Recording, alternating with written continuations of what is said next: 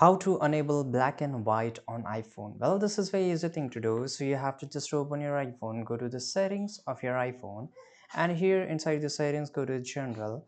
And once you tap on general, you will be here, that is accessibility. So again, tap on it. Now you will get this option of display accommodation, right? And tap on it. Once you tap on it, you will get this option and you have to just turn this on grayscale, right?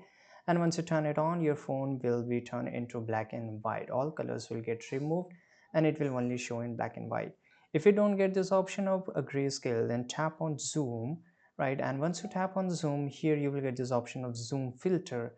And inside zoom filter, if you tap on it, it will give you 5 options that how much you want. So you can just click on grayscale and it will turn your iPhone into black and white screen. So this is how you can do it, and it's a very easy thing to do. I hope you found this video very useful. Subscribe.